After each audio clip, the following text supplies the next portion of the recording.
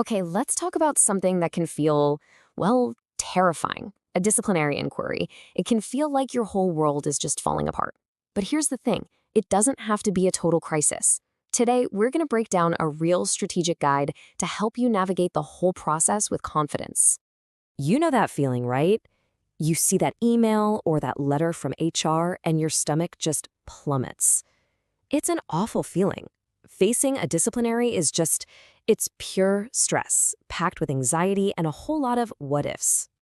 But, and this is a big but, here's the key thing to wrap your head around.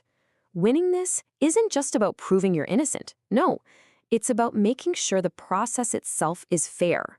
It's about consistency, it's about reasonableness. That's where your real power lies. So let's totally reframe this. Right now, we're shifting from panic mode into strategy mode.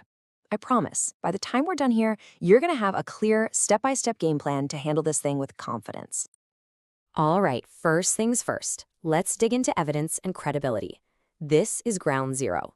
Your entire case, everything you build, has to stand on one thing, a rock-solid story.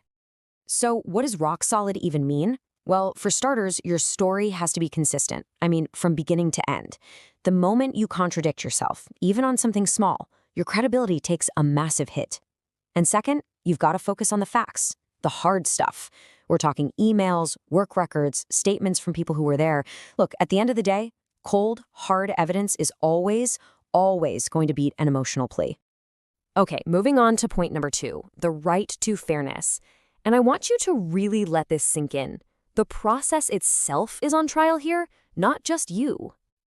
See, the law is really clear on this. A fair process is built on these 5 essential pillars. You have to get proper notice of exactly what you're accused of. You need enough time to actually prepare your side of the story. You have the right to have someone there with you. You absolutely must get to see the evidence they have against you. And you have to be given a real chance to respond to everything. If even one of those pillars is shaky or missing, the whole thing can be thrown out as unfair. Doesn't matter what the allegation is. All right, number 3 is all about intent and context. This really boils down to one critical question. Was what happened a genuine honest-to-goodness mistake, or was there malice behind it? Think about the difference here.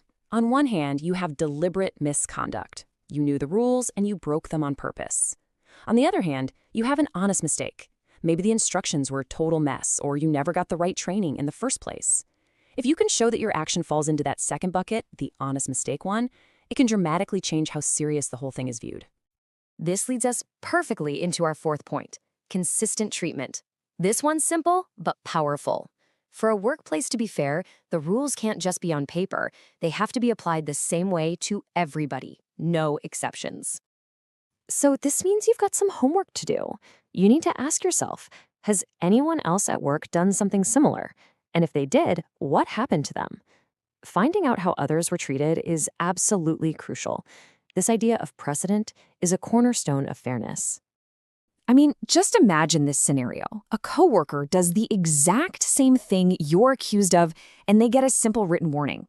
But you're looking at being fired. That's a huge red flag for unfairness. And let me tell you, bringing that kind of evidence to the table can completely flip the script on your whole inquiry. And that brings us to our 5th and final point, which is all about proportionality. You've heard the phrase, let the punishment fit the crime, right? Well, that applies here big time. Even if they prove you did something wrong, the penalty has to make sense. The whole point of discipline, ideally, is to correct behavior, not just to punish someone.